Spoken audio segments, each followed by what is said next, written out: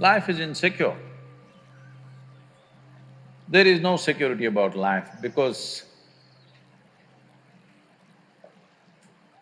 Shall I reveal a secret to you?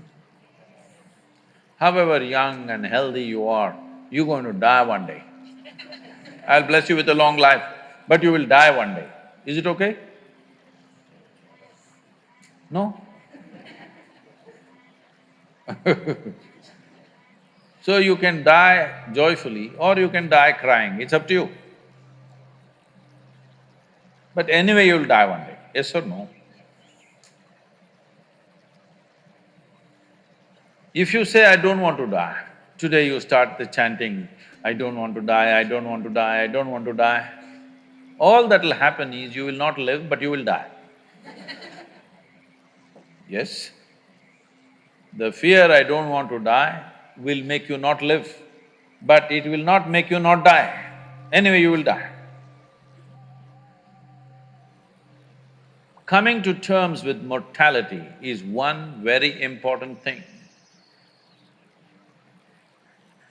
If you don't come to terms with mortality, you're living in a fancy world of unreal world, not in the real world. The real world is, we come and go.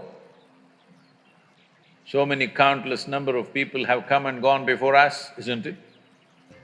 You're you're in an institution from 1857.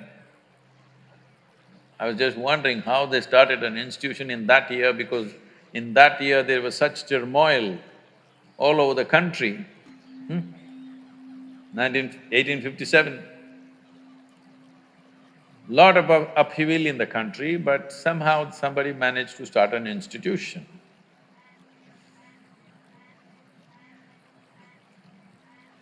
The soil that you're walking upon, we don't know how many people are buried. Yes or no? All these countless people, number of people who walk this planet before you and me, where are they? They're all topsoil. Yes or no? This will also become topsoil one day. Unless your friends choose to bury you real deep, fearing you may raise from the dead. There have been certain instances. This happened. There was an old couple in Texas, over 75 years of age. It was their dream to go to the Holy Land or the Jerusalem. But because of business and then children growing up, going to the university and their marriages and da-da-da, they never made it. When they're over 75 years of age, they made the trip to Jerusalem. Jerusalem is a place where every cobblestone reeks of history. So they walked that pathway where Jesus is supposed to have walked, they went to that place where he's supposed to have walked on the water, and many things like this. They were overwhelmed by this whole experience. And unfortunately, the lady had a heart attack and she died. Then the man was preparing to take her body back to Texas. But then the local people approached and said, see, Jerusalem is the Holy Land. This is the right place to die. She's done the right thing. So let's do all the rituals here and bury her here.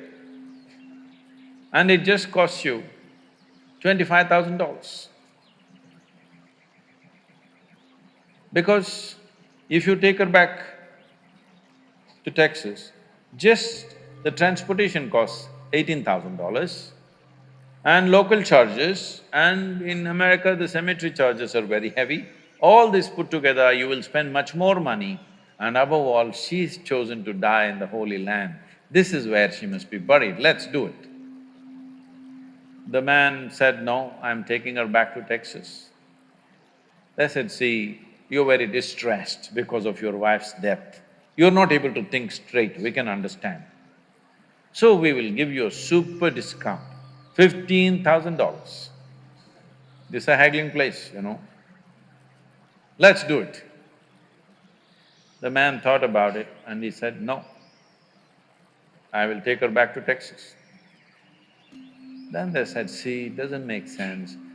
I can see you're very distressed. You lost your wife of 45 years, so obviously you're very, very distressed, you're not thinking straight at all. We can understand this just because of that. You are an American and you are from Texas, so we give you an absolute super discount, $10,000. Let's do it. Come on, let's do it, let's do it. You must… what I'm talking, if you want to understand, you must go to Kashi or Hardwar, someplace, how these things happen, you know. Then the man thought about it and he said, no, I'm taking her back to Texas. And they threw their hands up and said, why? What's the problem with you?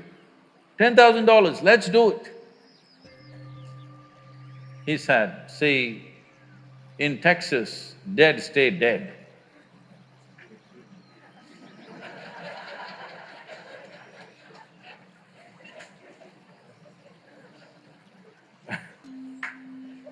So, if you come to terms with your mortality, security, insecurity, all these things will go. You are living on a daily basis as if you are forever. The fundamental awareness that this is mortal, this is here only for a limited amount of time. If this was a normal conscious thing for you, you would put your life to best use, for sure. And if you come to terms with that one thing, there would be no insecurity because there's nothing to gain, nothing to lose in this life. You came with nothing. Whatever the hell is happening, you're on the profit side. Yes or no? Huh? Isn't it so? Did you come with investment? No. You come with nothing. So whatever the hell is happening, you're always on the profit side, isn't it? And anyway, they don't allow you to take a container in the end. So all you have is how profound, intense and beautiful is your experience of life. So don't make too much fuss about it. You're acting as if you're going to lose something. No, there's nothing to lose, nothing to gain because you come and you go. You may think, oh, my life, my life. No, it's your life on this planet is like a pop-up. On the computer screen, you've seen these pop-ups? You just pop up and pop out. In the meantime, will you rise and shine is the only question, all right? So if anyway you shine, sometimes you may be seen by people, sometimes you may not be seen by people. The important is you are shining within yourself and that's all that matters. If people have eyes, they will see it, if they have no eyes, they won't see it, that's their problem. But you are living an intense and profound life, that's all that matters here. If you understand this and if you bring this into your life, insecurity will not happen because security can happen only in death. Yes or no? People keep asking me, coming to me and asking me, Sadhguru, please bless us, nothing should happen to us. I say, hey, what kind of blessing is this? My blessing is let everything happen to you.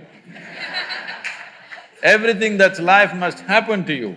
Have you come here to avoid life or have you come here to experience life? Please, you must make a decision right now. Have you come here to avoid life or to experience life?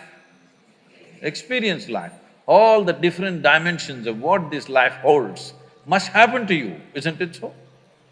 If you come to avoid life, there's an ocean right here. You can jump into the ocean. See, if you want to avoid life, you must die. It's a more efficient way of doing things, isn't it?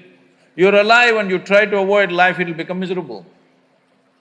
If you feel insecure, that's what you will do. You will try to avoid life. When you're alive and try to avoid life, it'll cause immense misery. When you're alive, you live. When you die, don't get up from the dead.